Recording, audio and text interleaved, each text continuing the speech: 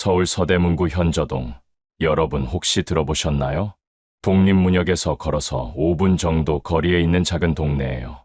과거에는 똥골마을이라고 불렸던 곳이죠. 피난민들과 도시 노동자들이 모여 천막과 판자집을 짓고 살던 곳이었어요.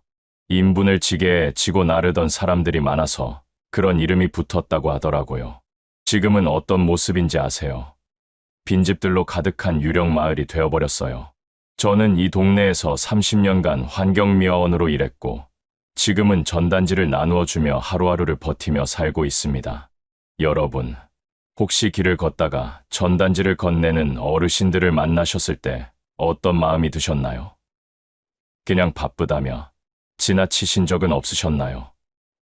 저도 예전에는 그런 분들을 별 생각 없이 지나쳤었거든요. 하지만 이제는 알겠어요. 그 전단지 한 장 한 장에 얼마나 많은 사연이 담겨 있는지를 말이에요. 제가 왜 30년간 성실히 일했던 환경미화원에서 지금은 전단지 배포원이 되었을까요? 그리고 과연 제가 마지막에 깨달은 진짜 소중한 것은 무엇이었을까요? 지금부터 제 이야기를 들려드릴게요. 사연다방 청취자, 여러분의 소중한 경험을 댓글로 공유해주세요. 시청 전 구독과 좋아요, 그리고 알람 설정해 주시면 매일 새로운 이야기로 찾아뵙겠습니다. 화려한 서울의 도심지 속에 이런 동네가 있다는 것을 알지 못하는 사람이 많아요. 점심을 먹고 광고 전단지를 나누어 주러 나가면 가장 먼저 맡는 게 바로 냄새예요. 꿉꿉하고 썩은 냄새가 골목 전체에 배어 있거든요. 비어있는 집들에서 나는 냄새인지 아니면 더 끔찍한 냄새인지 생각하기도 싫어요. 실제로 이 동네에서는 고독사가 자주 일어나고 있어요. 며칠, 때로는 몇 주가 지나서야 발견되는 경우가 많아요. 어두워지면 더 무서워져요. 빈집들 사이로 노숙인들이 들어가 있는 모습을 종종 봐요. 경찰차가 가끔 순찰을 돌기는 하지만 워낙 골목이 복잡하고 좁아서 구석구석 다 살펴보기는 어려워 보여요. 제가 들고 다니는 전단지는 재개발 홍보 전단지예요. 주민들에게 이주 보상금에 대한 내용이나 재개발 일정을 알려주는 내용들이 담겨 있어요. 아이러니하게도 제가 30년간 살면서 애정을 가지고 돌봤던 이 마을을 떠나라고 설득하는 전단지를 나누어 주고 있는 거예요. 하루 일당은 3만 원이에요. 오후 2시부터 8시까지 6시간 동안 골목골목을 돌아다니며 전단지를 나누어 주면 받을 수 있는 돈이에요. 예전에는 이 정도 돈이면 그냥 용돈 정도로 생각했을 텐데 지금의 저에게는 하루 생활비 전부예요. 전단지를 받는 사람들의 반응은 다양해요. 대부분은 그냥 받지 않고 지나가세요. 어떤 분들은 귀찮다는 듯이 손을 흔들면서 피해가고요. 가끔 받아주시는 분들이 있으면 정말 고마워요. 하지만 가장 힘든 건 예전에 알던 분들을 마주칠 때예요. 특히 제가 30년간 환경미화원으로 일할 때 인사를 나누던 주민분들을 만나면 정말 부끄러워요. 어떤 분은 저를 알아보고는 깜짝 놀라면서 태식 씨, 왜 이런 일을 하고 있어요? 라고 물어보세요. 그럴 때마다 어떻게 대답해야 할지 모르겠어요. 무릎이 아파서 1시간 걸으면 꼭 어딘가에 앉아서 쉬어야 해요. 그런데 이 동네에는 제대로 된 벤치나 쉴 곳이 거의 없어요. 그래서 빈집 앞 계단에 잠깐 앉아서 쉬곤 해요. 그러면서 생각해요. 예전에는 이 골목을 새벽 5시부터 청소하면서 얼마나 자부심을 가졌었는지를요. 지금은 같은 골목에서 전단지를 나누어 주고 있네요. 과거의 저와 현재의 제가 같은 공간에서 전혀 다른 일을 하고 있는 거예요. 때로는 제가 30년 전에 바닥을 쓸었던 바로 그 자리에서 전단지를 나누어 주고 있을 때도 있어요. 그런 순간이면 가슴이 미어져요. 정말 이렇게까지 살아야 하나 하는 생각이 들어요. 하지만 포기할 수 없어요.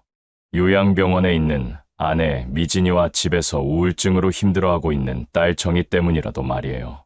제가 현저동에서 환경미화원으로 일하기 시작한 건 1990년이었어요. 그때 저는 32세였고 갓 결혼한 신혼부부였죠. 아내와 함께 이 동네 작은 전셋집에 둥지를 틀었어요. 그 시절의 현저동은 지금과는 완전히 달랐어요. 비록 가난한 사람들이 많이 살았지만 정말 활기가 넘쳤거든요. 골목마다 아이들 뛰어노는 소리가 끊이지 않았고 아침이면 국밥집에서 나는 구수한 냄새가 동네 전체에 퍼졌어요. 저녁 무렵이면 어디선가 들려오는 TV 소리와 사람들의 웃음소리가 정겨웠어요. 제 일은 새벽 5시에 시작됐어요. 다른 사람들이 모두 잠들어 있을 때 저는 벌써 일어나 작업복을 입고 나갔어요. 손수레를 끌고 골목골목을 돌면서 쓰레기를 수거하고 빗자루로 거리를 깨끗하게 쓸었어요. 겨울에는 새벽 공기가 정말 차가워서 숨을 쉴 때마다 하얀 입김이 나왔어요. 처음에는 힘들었어요. 특히 여름철에는 악취가 너무 심해서 숨쉬기도 어려웠거든요. 썩은 음식물 냄새와 각종 쓰레기 냄새가 섞여서 정말 견디기 어려웠어요. 하지만 점차 익숙해지면서 제 나름의 보람을 찾기 시작했어요. 제가 치운 거리가 깨끗해지는 모습을 보면 정말 뿌듯했어요. 주민분들도 저를 잘 알고 있었어요. 새벽에 일찍 나가시는 분들은 저를 보면 꼭 인사를 해주었어요. 아침 운동 나오시는 할머니들은 저에게 따뜻한 차도 자주 건네주었고요. 겨울에 일할 때는 핫팩을 주시는 분들도 계셨어요. 특히 기억에 남는 건 골목 어귀에서 작은 구멍가게를 하시던 영자 할머니예요. 그분은 제가 새벽에 지나갈 때마다 따뜻한 커피를 한 잔씩 내어주었어요. 돈을 주려고 하면 절대 받지 않았죠. 한 번은 제가 정말 고맙다고 인사를 했더니 이렇게 말하더라고요. 태식 씨 덕분에 우리 동네가 깨끗해지는데 이 정도는 당연한 거예요. 오히려 제가 고마워해야죠. 그 말을 들었을 때 정말 뿌듯했어요. 제 일이 이렇게 인정받고 있다는 게 얼마나 기뻤는지 몰라요. 제가 가장 신경 쓴 건 골목 구석구석이었어요. 사람들이 잘 다니지 않는 곳일수록 쓰레기가 많이 쌓여 있거든요. 그런 곳들을 더 꼼꼼히 치웠어요. 가끔 술에 취해서 길에 쓰러져 있는 분들을 발견하면 깨워드리기도 했어요. 한겨울에 그냥 두면 얼어 죽을 수도 있거든요. 계절마다 일의 종류도 달랐어요. 봄에는 꽃잎과 새로 나는 잎사귀들을 치우는 일이 많았고, 여름에는 장마철 때문에 배수로, 청소에 신경을 많이 썼어요. 배수로가 막히면 비가 조금만 와도 골목이 물바다가 되거든요. 가을에는 떨어진 낙엽들 때문에 일이 많았고, 겨울에는 눈이 오면 새벽부터 제설 작업을 했어요. 일하면서 동네 사람들의 일상을 가장 가까이에서 지켜봤어요. 누가 몇 시에 출근하는지, 어느 집에 무슨 일이 있는지 자연스럽게 알게 되었죠. 그래서 혹시 평소와 다른 일이 있으면 걱정도 했어요. 어떤 집은 평소에 매일 나오던 쓰레기가 며칠째 나오지 않으면 혹시 무슨 일이 있나 싶어서 주변을 살펴보기도 했어요. 한 번은 혼자 사시는 할머니가 며칠째 쓰레기를 내놓지 않는 걸 발견했어요. 뭔가 이상해서 집 주변을 살펴보니 신문도 며칠째 쌓여 있더라고요. 그래서 주민센터에 신고했더니 정말 할머니가 집에서 쓰러져 계셨어요. 다행히 큰 문제는 없었지만 제가 좀 더 일찍 발견했다면 하는 아쉬움이 있었어요. 그런 일들을 겪으면서 제 일에 대한 자부심이 더 커졌어요. 단순히 쓰레기를 치우는 일이 아니라 마을 사람들의 안전을 지키는 일이기도 하다는 생각이 들었거든요. 그래서 더욱 꼼꼼하게 일했어요. 새벽 일을 마치고 집에 돌아오면 아내가 항상 따뜻한 밥을 준비해 놓고 기다리고 있었어요. 그때 아내는 정말 건강했고 밝았어요. 제가 힘들어하면 격려해주고 보람을 느낄 수 있도록 도와주었어요. 여보, 오늘도 수고했어요. 우리 동네가 이렇게 깨끗한 건 다 당신 덕분이에요. 아내의 그런 말이 얼마나 큰 힘이 되었는지 몰라요. 30년 동안 이 일을 하면서 현저동은 제게 고향 같은 곳이 되었어요. 골목골목마다 다 제 손을 거쳐간 곳들이었고 주민 한 분 한 분이 다 가족 같은 느낌이었어요. 아이들이 자라서 어른이 되고 또 그 아이들이 결혼해서 새 가족을 이루는 모습들을 지켜봤어요. 제가 일하는 모습을 보고 자란 아이들 중에는 저에게 인사를 하는 아이들도 많았어요. 특히 어떤 아이는 커서 환경미화원이 되고 싶다고 말하기도 했어요. 그 말을 들었을 때 정말 뿌듯했어요. 퇴직이 가까워지면서 동료들과 주민분들이 저를 많이 아껴주었어요. 30년 동안 한자리에서 성실하게 일했다는 걸 인정해주는 것 같아서 고마웠어요. 그래서 정년 퇴직을 하던 날에는 정말 아쉬웠어요. 동료들과 주민분들이 조촐한 송별회도 열어주었어요. 그날 받은 꽃다발과 감사 편지들은 지금도 집에 소중히 보관하고 있어요. 그때만 해도 이렇게 힘든 일들이 기다리고 있을 줄은 꿈에도 몰랐어요. 퇴직하던 날 밤, 아내와 함께 동네를 한 바퀴 돌았어요. 그때까지만 해도 아내는 건강했거든요. 아내가 그러더라고요. 여보, 정말 수고 많았어요. 이제는 좀 쉬면서 우리 재미있게 살아봐요. 그때만 해도 행복한 노후가 기다리고 있을 줄 알았어요. 퇴직금으로 작은 가게라도 차려서 소소하게 살아갈 생각이었거든요. 하지만 인생이 제 뜻대로 되지 않는다는 걸 그때는 몰랐어요. 정년퇴직을 하고 나서 처음 몇 달은 정말 행복했어요.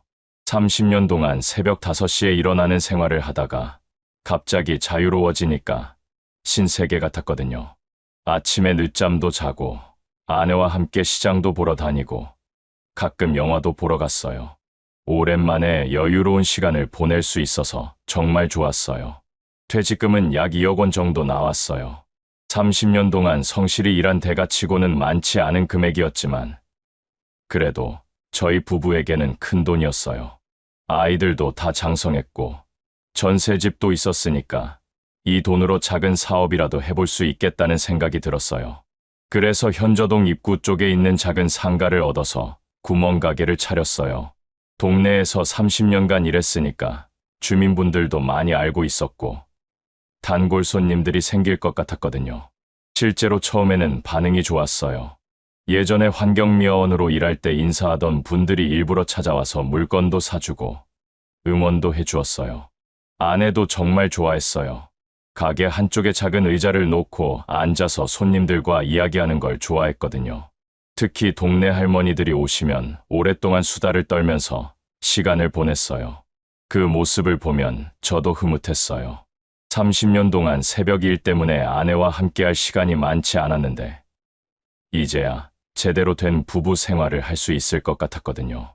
하지만 가게 운영이 생각보다 쉽지 않았어요.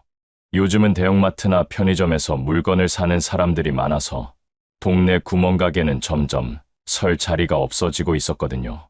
게다가 현저동에는 재개발 이야기가 계속 나오고 있어서 주민들이 하나둘씩 이사를 가기 시작했어요. 그러면서 자연스럽게 손님도 줄어들었어요. 매출이 점점 줄어들면서 걱정이 되기 시작했어요. 처음 몇 달은 그래도 생활비는 벌 수 있었는데 시간이 지날수록 적자가 나기 시작했어요. 임대료와 전기세, 물건 들여놓는 비용을 생각하면 거의 손해만 보는 상황이었어요. 그러던 중에 제가 평생 후회할 일이 일어났어요. 2019년 가을쯤이었나요? 제가 가게에서 일하고 있는데 양복을 잘 차려입은 중년 남자분이 찾아왔어요. 자기 소개를 하면서 한 선생이라고 하더라고요.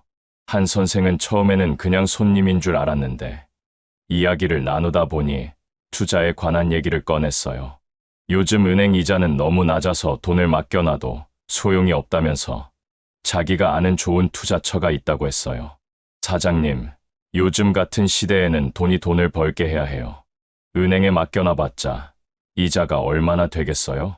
처음에는 관심이 없었어요. 제가 워낙 보수적인 성격이라 위험한 일은 하지 않으려고 했거든요. 하지만 한 선생이 며칠에 한 번씩 가게에 찾아와서 계속 설득했어요. 최소 월 5에서 7% 수익을 보장해준다면서 절대 손해보는 일은 없을 거라고 했어요. 그때 가게 운영이 점점 어려워지고 있었어요. 매출도 줄어들고 있었고 재개발 때문에 동네 분위기도 어수선했어요. 그래서 마음이 흔들리기 시작했어요. 만약 정말로 투자해서 수익을 낼 수 있다면 가게 운영에도 도움이 될 것 같았거든요. 한 선생은 자기 회사에서 부동산 관련 투자를 전문으로 한다고 했어요. 특히 재개발 예정 지역에 투자해서 큰 수익을 내는 방법이 있다면서 현저동도 곧 재개발이 될 것이니까 지금이 기회라고 했어요. 사장님 같이 동네 사정을 잘 아시는 분이 투자하면 더 유리할 거예요. 재개발이 확정되면 몇 배는 오를 거거든요. 아내는 처음부터 반대했어요. 그런 일은 우리 같은 사람들이 할 일이 아니라고, 평생 모은 돈을 함부로 건드리면 안 된다고 했어요. 하지만 저는 점점 마음이 기울어지고 있었어요. 결정적인 순간은 한 선생이 다른 투자자들의 성공 사례를 보여줬을 때였어요. 실제로 투자해서 큰 돈을 번 사람들의 통장 사본이라고 하면서 보여주는데 정말 믿기지 않을 정도로 큰 수익이 나와 있었어요. 보세요. 이분은 3천만 원 투자해서 6개월 만에 4,500만 원이 되었어요. 1,500만 원 수익이에요. 그때 제 마음속에 욕심이 생겼어요. 만약 정말로 그런 수익을 낼 수 있다면 가게도 제대로 운영할 수 있고 아이들에게도 도움을 줄 수 있을 것 같았거든요. 그래서 결국 남은 퇴직금 전액인 1억 원을 투자하기로 결정했어요. 계약서도 제대로 썼고 한 선생이 속한 회사의 도장도 찍혀 있었어요. 처음 2달 정도는 정말로 약속한 수익이 들어왔어요. 그래서 안심하고 있었는데 3번째 달부터 연락이 안 되기 시작했어요. 처음에는 일시적인 문제라고 생각했어요. 하지만 시간이 지날수록 불안해지기 시작했어요. 그러다 한 선생 회사를 직접 찾아갔더니 이미 문이 닫혀 있었어요. 경비원에게 물어보니 1달 전에 야반도주했다고 하더라고요. 그제서야 제가 사기를 당했다는 걸 깨달았어요. 가게 차리고 남은 퇴직금 1억 원이 하루아침에 모두 사라진 거예요. 경찰서에 신고도 해봤지만 이미 늦은 상태였어요. 한 선생이라는 사람도 가짜 신분이었고 회사도 페이퍼 컴퍼니였어요. 결국 저희 같은 서민들을 상대로 한 조직적인 사기였던 거죠. 투자 사기를 당한 후 저희 집안은 완전히 뒤바뀌었어요. 1억 원이라는 돈이 하루아침에 사라지니까 가게 운영도 제대로 할 수 없게 되었거든요. 물건을 들여놓을 자금도 없었고 임대료조차 내기 어려워졌어요. 하루하루가 절망적이었어요. 가장 힘든 건 아내한테 어떻게 말해야 할지 모르겠더라고요. 그렇게 반대했는데 결국 제가 고집을 부려서 이런 일이 일어난 거잖아요. 며칠 동안 차마 말을 못했어요. 그런데 아내가 먼저 눈치챘어요. 평소보다 제가 말수가 줄어들고 표정이 어두워진 걸 보고 뭔가 있다는 걸 느꼈나 봐요. 여보, 무슨 일 있어요? 요즘 표정이 너무 안 좋은데. 혹시 가게 일 때문에 걱정이에요? 그렇게 물어보는 아내를 보니까 더 미안했어요. 결국 모든 걸 털어놨어요. 퇴직금을 모두 날렸다고, 이제 정말 빈털터리가 되었다고요. 1시간 넘게 상황을 설명했는데 아내는 말없이 들어주었어요. 아내는 그때 아무 말도 안 했어요. 그냥 한참 동안 저를 바라보더니 한숨만 깊게 쉬었어요. 화를 내거나 원망하는 말을 한마디도 안 했어요. 오히려 그게 더 미안했어요. 이미 일어난 일인데 어쩌겠어요. 이제라도 정신 차리고 다시 시작해봐요. 그렇게 말하더라고요. 그 말을 듣고 정말 눈물이 났어요. 하지만 현실은 녹록지 않았어요. 가게는 적자만 계속 나고 있었고 재개발 때문에 동네 분위기는 점점 더 어수선해졌어요. 주민들이 하나둘씩 이사를 가면서 손님도 급격히 줄어들었어요. 어떤 날은 하루 종일 가게를 열어놔도 손님이 한 명도 안 오는 날도 있었어요. 그러던 중에 더 큰 불행이 찾아왔어요. 2020년 봄, 아들 준영이가 갑자기 집에 찾아왔어요. 평소보다 얼굴이 많이 상해 보였는데 무슨 일인지 물어봐도 대답을 제대로 안 했어요. 그냥 괜찮다고만 하면서 말을 돌렸어요. 며칠 후에 알게 된 사실인데 준영이가 주식과 비트코인에 투자를 했다가 큰 손실을 봤다는 거예요. 아버지인 제가 사기를 당해서 어려움에 처한 걸 보고 자기가 도움을 주려고 했던 거래요. 그런데 욕심을 부리다가 오히려 더 큰 구멍을 만들어버린 거예요. 준영이는 원래 성격이 내성적이고 완벽주의적인 면이 있었어요. 자기가 실패하면 그걸 견디지 못하는 타입이었거든요. 어렸을 때부터 시험에서 100점이 아니면 스스로를 자책하는 아이였어요. 이번 투자 실패도 그런 성격 때문에 더 큰 충격을 받은 것 같았어요. 며칠 동안 준영이는 집에서 아무것도 안 하고 누워만 있었어요. 밥도 제대로 안 먹고 말도 거의 안 했어요. 아내와 제가 걱정해서 병원에라도 가자고 했지만 완강히 거부했어요. 자기는 괜찮다고 그냥 혼자 있게 해달라고 했어요. 그러던 어느 날 밤, 준영이가 제게 찾아왔어요. 새벽 2시쯤이었나요? 잠들어 있는데 준영이가 조용히 제 방으로 들어와서 무릎을 꿇고 앉더라고요. 아버지 정말 죄송해요. 제가 도움이 되려고 했는데 오히려 더 큰 짐만 지워드렸네요. 저 때문에 더 힘들어지셨죠? 그렇게 말하면서 눈물을 흘리더라고요. 저는 괜찮다고, 돈은 다시 벌면 되는 거라고 위로했어요. 하지만 준영이는 계속 자책하고 있었어요. 자기 때문에 가족들이 더 힘들어졌다면서 말이에요. 며칠 후 준영이가 또 저에게 말했어요. 아버지, 제가 책임지겠어요. 일자리를 구해서 집안을 일으켜 세우겠어요. 제가 이 상황을 만들었으니까 제가 해결해야죠. 그 말을 듣고 오히려 제가 더 마음이 아팠어요. 아들이 그런 부담을 가질 필요가 없는데 말이에요. 그로부터 일주일 후였어요. 2020년 4월 15일. 제가 평생 잊을 수 없는 날이에요. 아침에 일어났는데 준영이가 보이지 않았어요. 평소보다 일찍 나갔나 싶어서 별로 신경 쓰지 않았는데 저녁이 되어도 집에 들어오지 않았어요. 전화를 해봐도 받지 않았어요. 밤늦게 경찰서에서 전화가 왔어요. 한강에서 준영이를 발견했다고 하더라고요. 그 순간 머리가 하얘졌어요. 아내와 함께 급하게 달려갔지만 이미 늦었어요. 제가 사랑했던 아들이 그렇게 차가워져 있었어요. 준영이가 남긴 편지가 있었어요. 아버지, 어머니, 정말 죄송합니다. 제가 도움이 되려고 했는데 오히려 더 큰 고통만 드렸네요. 이제는 제가 없어야 가족들이 더 편할 것 같아요. 그동안 사랑해 주셔서 감사했어요. 그런 내용이었어요. 그 편지를 읽으면서 저는 정말 무너져 버렸어요. 장례식장에서 아내는 계속 울기만 했어요. 아들을 잃은 슬픔도 컸지만 자기가 더 관심을 가지고 돌봐주지 못한 것에 대한 자책감이 더 큰 것 같았어요. 며칠 동안 아무것도 먹지 않고 울기만 했어요. 준영이를 떠나보내고 나서 아내가 급격히 변했어요. 말수도 줄어들고 가끔 엉뚱한 행동을 하기 시작했어요. 처음에는 아들을 잃은 충격 때문이라고 생각했는데 시간이 지날수록 증상이 심해졌어요. 같은 말을 반복하거나 준영이가 살아있다고 말하기도 했어요. 병원에 데리고 가서 검사를 받아보니 치매 증상이라고 하더라고요. 아들을 잃은 충격이 치매를 더 빠르게 진행시켰을 수도 있다고 의사 선생님이 말했어요. 치매는 정말 무서운 병이에요. 처음에는 가끔 깜빡하는 정도였는데 점점 심해지더라고요. 제 이름도 헷갈려하고 때로는 죽은 준영이를 찾기도 했어요. 어떤 날은 집을 나가서 준영이를 찾으러 간다고 하면서 밤늦게까지 돌아다니기도 했어요. 2021년에는 결국 요양병원에 입원시킬 수밖에 없었어요.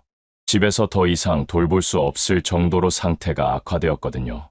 요양병원비만 한 달에 150만 원이 넘게 나왔어요. 제 기초연금으로는 감당할 수 없는 금액이었어요. 딸 정희도 그 즈음 이혼을 했어요. 정희는 그 충격으로 극심한 우울증에 빠졌고 지금도 집에서 나오지 않고 있어요. 그렇게 저는 혼자가 되었어요. 가게도 결국 문을 닫을 수밖에 없었고 이제는 정말 빈털터리가 되었어요. 그때 마지막 남은 선택지가 바로 전단지 배포일이었어요. 2021년 가을, 저는 정말 막막했어요. 아내는 요양병원에 있고 딸은 우울증으로 집에만 틀어박혀 있고 아들은 이미 세상을 떠났고 이제 모든 책임이 제 어깨에만 달려 있었어요. 67세의 나이에 혼자서 모든 걸 감당해야 하는 상황이 된 거예요. 요양병원비만 한 달에 150만 원이 넘게 나가는데 제가 받는 기초연금과 국민연금은 월 80만 원이 전부였어요. 매달 70만 원 이상이 부족한 상황이었죠. 처음에는 제가 가지고 있던 적금을 깨서 썼는데 그것도 몇 달 못 갔어요. 결혼할 때부터 조금씩 모아온 돈이었는데 순식간에 바닥이 났어요. 딸 정희에게도 도움을 요청해봤지만 상황이 어려웠어요. 이혼 후에 정희는 친정집으로 들어왔는데 우울증이 너무 심해서 밖에 나가지도 못하는 상태였거든요. 하루 종일 방에만 누워 있으면서 아무것도 하지 않았어요. 가끔 밥을 가져다 주면 조금씩 먹기는 하지만 대화는 거의 하지 않았어요. 정희를 병원에 데리고 가서 치료를 받게 하고 싶었지만 정희가 완강히 거부했어요. 아빠, 저는 괜찮아요. 그냥 혼자 있게 해주세요. 아무도 만나기 싫어요. 그렇게 말하면서 방문을 닫아버리곤 했어요. 억지로 끌고 갈 수도 없는 노릇이었고 병원비도 부담스러웠어요. 그래서 정희와 저 둘이서 최소한의 생활비로 버텨야 했어요. 하지만 제 기초연금만으로는 아내 요양병원비도 부족한 상황이었으니까 다른 수입원이 필요했어요. 67세의 나이에 새로운 일자리를 찾는다는 게 얼마나 막막한지 정말 절망적이었어요. 처음에는 다른 일자리를 알아봤어요. 나이 때문에 쉽지 않았지만 그래도 경비원이나 청소 일자리 같은 걸 찾아다녔어요. 하지만 대부분 더 젊은 사람들을 원했고 관절염 때문에 몸이 아픈 제가 할 수 있는 일은 많지 않았어요. 몇 곳에서 면접을 봤지만 모두 나이 때문에 떨어졌어요. 그러던 중에 우연히 전단지 배포 일을 알게 되었어요. 동네 게시판에 붙어 있는 구인 광고를 봤는데 나이 제한이 없고 하루 5만 원을 준다고 되어 있더라고요. 처음에는 그런 일을 제가 할 수 있을까 싶었지만 다른 선택지가 없었어요. 전화를 걸어서 문의해보니 재개발 관련 홍보 전단지를 나누어주는 일이라고 하더라고요. 오후 2시부터 8시까지 6시간 동안 일하면 된다고 했어요. 면접을 보러 갔는데 별다른 조건은 없었어요. 담당자가 물어보더라고요. 몸은 괜찮으세요? 6시간 동안 계속 걸어 다녀야 하는데 할 수 있겠어요? 저는 30년간 환경미화원으로 일했다고 말했더니 바로 합격시켜줬어요. 아마 성실하게 일할 사람이라고 판단한 것 같았어요. 첫 출근 날은 정말 복잡한 심정이었어요. 30년 동안 이 동네를 깨끗하게 만드는 일을 했는데 이제는 마을 사람들에게 이사를 가라고 설득하는 전단지를 나누어 주는 일을 하게 된 거잖아요. 그 아이러니가 가슴을 아프게 했어요. 전단지 내용을 읽어보니 재개발 일정과 이주 보상금에 대한 안내였어요. 빨리 이주 계약을 맺으면 더 많은 보상금을 받을 수 있다는 내용들이 담겨 있었어요. 결국 이 동네를 떠나라는 내용이었죠. 처음 며칠은 정말 어색했어요. 30년 동안 인사하며 지낸 주민분들에게 이런 전단지를 나누어 준다는 게 마음이 편하지 않았거든요. 특히 예전에 저를 알아보는 분들을 만나면 더 그랬어요. 한 번은 예전에 커피를 자주 주시던 영자 할머니를 만났어요. 태식 씨, 이게 무슨 일이에요? 왜 이런 일을 하고 있어요? 설마 이 전단지 우리 동네 떠나라는 거 아니에요? 그렇게 물어보시는데 대답하기가 참 어려웠어요. 생활이 어려워져서 일자리를 찾다 보니 이런 일을 하게 되었다고 말했더니 영자 할머니가 안타까워하면서 그래도 이런 일은 하지 말았으면 좋겠다고 하더라고요. 그 말을 듣고 정말 가슴이 아팠어요. 영자 할머니 말이 맞았거든요. 제가 30년 동안 사랑했던 이 동네를 해체하는 일에 협조하고 있는 거잖아요. 하지만 달리 방법이 없었어요. 요양병원에 있는 아내를 만나러 갈 때마다 마음이 더 무거워졌어요.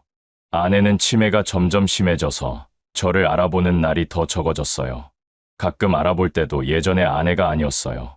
어느 날은 아내가 저를 보고 이렇게 물어보더라고요. 누구세요? 왜 자꾸 여기 오세요? 우리 남편은 언제 와요? 35년 가까이 함께 살았던 남편을 못 알아보는 아내를 보면서 정말 눈물이 났어요. 간병사 선생님이 그러더라고요. 치매 환자들은 가족을 잃는 경우가 많지만 그래도 자주 찾아와 주시는 게 도움이 된다고요. 비록 기억하지 못해도 마음 깊은 곳에서는 느낄 수 있다고 하더라고요. 그래서 힘들어도 일주일에 한 번은 꼭 찾아갔어요. 전단지 배포 일로 번 돈에서 요양병원비를 내고 나머지로 정의와 제 생활비를 해결하는 게 빠듯했지만 그래도 포기할 수 없었어요. 집에 있는 정의도 걱정이었어요. 하루 종일 방에만 있으면서 밥도 제대로 안 먹고 말도 거의 안 했어요. 가끔 정의 방 앞에서 아빠가 일하고 왔다고 밥 먹자고 말해도 대답이 없을 때가 많았어요. 그럴 때마다 이런 생각이 들었어요. 과연 제가 가족들을 제대로 지키고 있는 건가? 돈을 벌기 위해서 동네를 배신하는 일을 하면서까지 버틸 가치가 있는 건가? 하지만 포기할 수는 없었어요. 아내도 정의도 제가 돌봐야 할 사람들이었거든요. 비록 힘들고 부끄러워도 할 수 있는 일이라면 뭐든지 해야겠다고 생각했어요. 그게 아버지이자 남편으로서의 마지막 책임이라고 여겼어요. 전단지 배포 일을 시작한 지 몇 달이 지나면서 정말 아이러니한 상황을 매일 경험하게 되었어요. 제가 30년 동안 새벽마다 빗자루를 들고 쓸었던 바로 그 골목에서 이제는 전단지 뭉치를 들고 걸어 다니고 있으니요. 같은 공간, 같은 거리인데 완전히 다른 역할을 하고 있는 거예요. 특히 골목 어귀에 있는 그 모퉁이를 돌 때면 기분이 이상했어요. 예전에 환경미화원으로 일할 때 매일 아침 그곳에서 하루 일과를 시작했거든요. 손수레의 청소 도구들을 정리하고 어떤 순서로 골목을 돌 것인지 계획을 세우던 곳이에요. 새벽 공기가 차가웠던 겨울날에는 그곳에서 잠깐 몸을 녹이기도 했어요. 지금은 같은 자리에서 전단지를 몇 장씩 나누어 들고 어느 집부터 돌아볼 것인지 계획을 세워요. 30년 전의 저와 지금의 제가 같은 공간에서 전혀 다른 일을 하고 있는 거죠. 때로는 그 대비가 너무 극명해서 현실이 믿어지지 않을 때도 있어요. 가끔 옛날 생각이 나면서 가슴이 먹먹해져요. 그때는 이 동네를 깨끗하게 만드는 게 제 일이었는데 지금은 이 동네 사람들에게 떠나라고 설득하는 게 제 일이 되었으니까요. 정반대의 일을 하고 있는 셈이에요. 전단지를 나누어 주다 보면 예전에 알던 분들을 자주 만나게 돼요. 30년 동안 매일 인사를 나누던 분들이니까 저를 모를 수가 없죠. 그런데 그분들의 반응이 다양해요. 어떤 분들은 안타까워하면서 저를 위로해주고 어떤 분들은 차갑게 외면해요. 한 번은 제가 예전에 쓰레기 문제로 도움을 드렸던 김 씨 할아버지를 만났어요. 김 씨 할아버지는 저를 보자마자 반가워하면서 인사를 했는데 제가 들고 있는 전단지를 보고는 표정이 급변했어요. 태식 씨, 설마 그 전단지가 재개발 홍보물 아니에요? 태식 씨 같은 사람이 왜 이런 일을 하는지 이해할 수 없네요. 그 말을 듣고 정말 땅속으로 들어가고 싶었어요. 김 씨 할아버지 말이 맞았거든요. 제가 이 동네에서 30년을 살면서 정을 나누었던 분들에게 떠나라고 설득하는 일을 하고 있는 거니까요. 하지만 변명할 수도 없었어요. 생활이 어려워서 어쩔 수 없이 하는 일이라고 말할 수는 있었겠지만 그래도 제가 선택한 일이잖아요. 다른 일자리를 더 열심히 찾아봤다면 이런 일을 하지 않아도 되었을지도 모르거든요. 전단지를 받아주는 분들의 반응도 다양해요. 어떤 분들은 귀찮다는 듯이 받아주시고 어떤 분들은 정중하게 받아주세요. 그런데 가끔 정말 고마운 분들이 있어요. 한 번은 젊은 부부가 아파트 현관에서 나오는데 제가 전단지를 건네드리니까 정말 정중하게 받아주면서 이렇게 말하더라고요. 어르신, 수고하십니다. 추운 날씨에 힘드시겠어요. 그 작은 인사말이 그렇게 고마울 수가 없었어요. 이런 일을 하는 저를 무시하지 않고 인간적으로 대해주시는 분들이 있다는 게 얼마나 큰 위로가 되는지 몰라요. 또 어떤 할머니는 전단지를 받으면서 저에게 따뜻한 차 한 잔 드시라고 했어요. 아이고, 어르신도 연세가 많으신데 이런 일을 하시네요. 집에 들어가서 따뜻한 차라도 한 잔 드시고 가세요. 괜찮다고 사양했지만 그 마음이 정말 고마웠어요. 하지만 대부분의 사람들은 전단지를 받지 않아요. 손으로 거절 의사를 표시하거나 아예 고개를 돌리고 지나가요. 그런 반응이 반복되면 정말 마음이 상해요. 제가 뭔가 잘못된 일을 하고 있는 것 같은 기분이 들거든요. 저는 관절염이 있어서 오래 서 있거나 걷기가 힘들어요. 1시간 정도 걸으면 무릎이 아파서 꼭 어딘가에 앉아서 쉬어야 해요. 그런데 이 동네에는 마땅히 앉을 곳이 별로 없어 빈집 앞 계단이나 전봇대 근처에서 잠깐씩 쉬어요. 그럴 때마다 옛날 생각이 나요. 환경미화원으로 일할 때도 가끔 힘들면 이런 곳에서 쉬었거든요. 그때는 새벽이라 아무도 없어서 조용했는데 지금은 저녁 시간이라 사람들이 오가는 모습을 봐요. 퇴근하는 직장인들, 학원에서 돌아오는 아이들, 장을 보고 오는 주부들. 예전에는 제가 이 동네를 지키는 사람이라는 자부심이 있었어요. 새벽마다 깨끗하게 청소해서 주민들이 쾌적하게 생활할 수 있도록 도와주는 일이라고 생각했거든요. 그 자부심이 힘든 일을 견딜 수 있게 해주는 원동력이었어요. 하지만 지금은 정반대예요. 가끔 이런 생각도 들어요. 내가 지금 하고 있는 일이 정말 필요한 일일까? 재개발이 되면 주민들이 더 좋은 환경에서 살 수 있을까? 아니면 그냥 개발업체들의 이익을 위한 일일까? 하지만 그런 생각을 하면서도 멈출 수는 없어요. 겨울철에는 특히 힘들어요. 추위 때문에 손이 시려서 전단지를 제대로 잡기도 어렵고 길이 미끄러워서 넘어질까봐 조심스러워요. 한 번은 빙판길에서 미끄러져서 넘어진 적이 있는데 그때 정말 무력감을 느꼈어요. 여름에는 또 다른 어려움이 있어요. 무더위에 땀이 비 오듯 흘러내리는데 전단지가 젖으면 안 되니까 조심해야 해요. 특히 장마철에는 우산을 쓰고 전단지를 나누어 주기가 정말 어려워요. 그래도 매일 오후 2시가 되면 다시 전단지 뭉치를 들고 나가요. 과거의 저와 현재의 제가 만나는 그 골목길을 다시 걸어가면서 오늘은 또 어떤 일들이 있을까 생각해요. 요양병원에 있는 아내와 집에서 우울증으로 힘들어하는 정의를 생각하면 포기할 수 없거든요. 하지만 가장 힘든 건 제 자신과 마주하는 순간들이에요. 과거의 자부심을 가지고 일했던 그 자리에서 지금은 부끄러운 일을 하고 있다는 현실을 인정해야 할 때 말이에요. 그럴 때마다 스스로에게 물어봐요. 과연 이게 옳은 선택일까? 하지만 답은 정해져 있어요. 가족을 위해서라면 무엇이든 해야 한다는 것. 전단지 배포 일을 시작한 지 8개월쯤 지났을 때예요. 어느 날 저녁, 평소처럼 골목을 돌아다니며 전단지를 나누어 주고 있었는데 정말 뜻밖의 일이 일어났어요. 그 일이 제 인생을 다시 한번 되돌아보게 만들었거든요. 제가 아파트 입구에서 전단지를 나누어 주고 있는데 때 후반쯤 되어 보이는 젊은 남자분이 저에게 다가왔어요. 처음에는 또 전단지를 거절하러 오는 줄 알았어요. 요즘 젊은 사람들은 대부분 전단지를 받지 않으니까요. 그런데 그분이 저를 유심히 보더니 갑자기 깊이 인사를 했어요. 할아버지, 혹시 유태식 씨 맞으세요? 그렇게 물어보는데 목소리에 반가움이 가득했어요. 저는 그분이 누구인지 처음에는 몰랐어요. 평생 이 동네에서 일했으니 많은 사람들을 만났지만 젊은 사람은 잘 기억이 안 났거든요. 그런데 그분이 자기 소개를 하면서 저를 깜짝 놀라게 했어요. 저는 현우라고 해요. 어렸을 때 이 동네 5번지에서 살았는데 할아버지께서 저희 집 앞을 매일 청소해 주셨잖아요. 기억 안 나세요? 그제야 생각이 났어요. 현우라는 이름과 5번지. 아, 그 집 막내 아들이었구나. 그 집은 정말 가난한 집이었어요. 아버지가 일용직으로 일하시고 어머니는 집에서 부업을 하면서 4명의 자녀를 키웠어요. 현우는 그 중에서도 가장 어린 막내였는데 워낙 말이 없고 내성적인 아이였어요. 기억이 나기 시작했어요. 현우는 학교에 갈 때도 항상 혼자 다녔고 집에서도 형들과 잘 어울리지 않는 것 같았어요.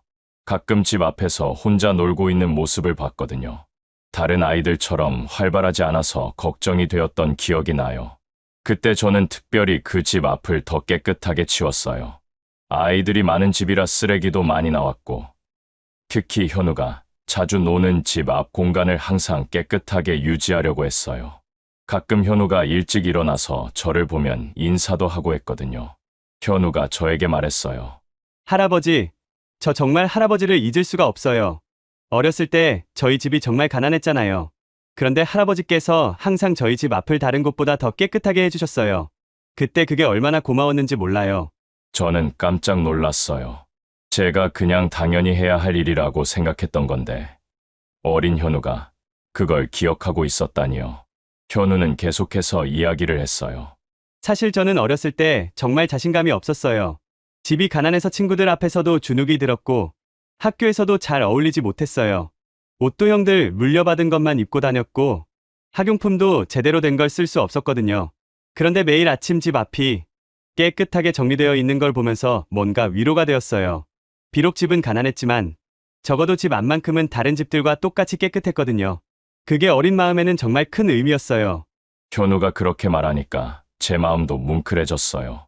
저는 그냥 제 일을 성실히 했을 뿐인데 그게 어린 아이에게는 그렇게 큰 의미였다니요.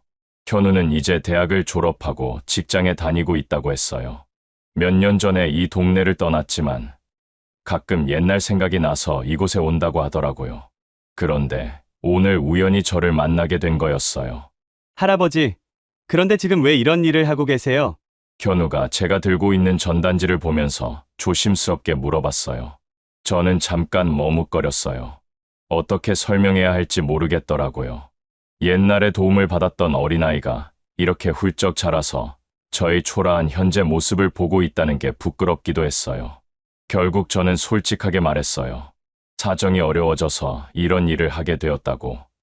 부끄럽지만 살아가기 위해서는 어쩔 수 없다고요. 현우는 제 말을 끝까지 들어주었어요. 그리고 나서 현우가 한 말은 정말 잊을 수 없어요. 할아버지, 부끄러워하지 마세요. 어떤 일을 하시든 할아버지는 제게 영원한 영웅이에요. 어렸을 때 할아버지께서 보여주신 성실함과 따뜻함을 저는 평생 잊지 않을 거예요. 현우는 그러면서 제가 건넨 전단지를 정중하게 받아갔어요. 그리고 다시 한번 깊이 인사를 했어요. 할아버지, 정말 감사했어요. 할아버지 덕분에 제가 올바른 사람으로 자랄 수 있었어요. 앞으로도 건강하세요. 현우가 떠나고 나서 저는 한참 동안 그 자리에 서 있었어요. 갑자기 눈물이 나려고 했어요. 제가 30년 동안 했던 일이 정말 의미 있는 일이었구나 하는 생각이 들었거든요. 단순히 거리를 청소하는 일이 아니라 누군가의 인생에 작은 영향을 미칠 수 있는 일이었다는 걸 깨달았어요. 그날 밤 집에 돌아와서 정희에게 그 일을 이야기해 줬어요. 정희는 몇 달 만에 처음으로 관심을 보이면서 들어주었어요. 아빠, 정말 좋은 일 하셨네요.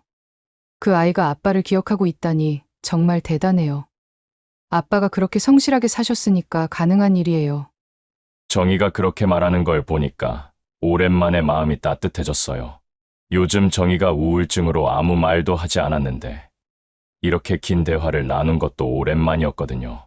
그 후로 전단지 배포 일을 할 때 마음가짐이 달라졌어요. 물론 여전히 부끄럽고 힘든 일이지만 현우 같은 사람이 저를 기억해주고 있다는 생각을 하면 조금은 위로가 되었어요. 그리고 깨달았어요. 진짜 중요한 건 제가 지금 어떤 일을 하고 있느냐가 아니라 제가 살아온 동안 얼마나 성실하게 살았나 라는 거예요. 투자 사기를 당해서 돈은 모두 잃었지만 30년간 쌓아온 신뢰와 정성은 아무도 빼앗을 수 없는 진짜 보물이라는 걸 깨달았어요. 그동안 제가 돈을 잃은 것만 생각하며 절망하고 있었는데 정작 더 소중한 것들은 그대로 남아 있었던 거예요. 요양병원에 있는 아내를 만나러 갈 때도 마음이 조금 가벼워졌어요. 비록 저를 기억하지 못하지만 제가 아내와 함께 보낸 세월도 사라지지 않는 소중한 보물이라는 생각이 들었거든요. 아내가 저를 기억하지 못해도 제가 아내를 사랑했던 마음과 함께 만들어온 추억들은 아무도 가져갈 수 없어요. 그리고 정희에게도 조금씩 희망을 주려고 노력하기 시작했어요. 아빠가 이렇게 열심히 살고 있으니까 정희도 조금씩 일어설 수 있을 거라고 함께 힘내자고 말해주고 있어요. 여러분, 지금까지 제 이야기를 들어주셔서 정말 감사해요. 저는 이제 깨달았어요. 인생에서 진짜 중요한 건 얼마나 많은 돈을 벌었느냐, 얼마나 높은 자리에 올랐느냐가 아니라는 거요. 일생을 성실하게 살면서 다른 사람들에게 작은 도움이라도 줄 수 있었다면 그것만으로도 충분히 의미 있는 인생이라는 걸 말이에요. 투자 사기를 당해서 전 재산을 잃었지만 현우 같은 사람이 저를 기억해주고 있다는 사실을 알았을 때 정말 큰 위로가 되었어요. 돈은 빼앗길 수 있지만 마음과 마음을 나눈 따뜻한 기억들은 아무도 가져갈 수 없거든요. 지금도 저는 매일 전단지를 들고 현저동 골목을 걸어다녀요. 여전히 힘들고 부끄러운 일이지만 이제는 조금 다른 마음으로 해요. 혹시 길에서 만나는 분들께 작은 위로라도 줄 수 있다면 좋겠다는 마음으로요. 여러분도 혹시 길에서 전단지를 건네는 어르신들을 만나시면 한 번쯤은 그 뒤에 숨겨진 사연을 생각해 주세요. 그리고 가능하다면 따뜻한 인사 한마디, 전단지 한 장 받아주시는 작은 배려를 부탁드려요. 그 작은 온기가 누군가에게는 하루를 버텨낼 큰 힘이 될 수 있거든요. 여러분은 어떻게 생각하세요? 정말 중요한 건 무엇일까요? 댓글로 여러분의 생각을 들려주세요. 그리고 이 이야기가 의미 있었다면 구독과 좋아요, 알림 설정도 부탁드려요. 여러분의 작은 관심이 더 많은 따뜻한 이야기를 만들어낼 수 있어요. 감사합니다.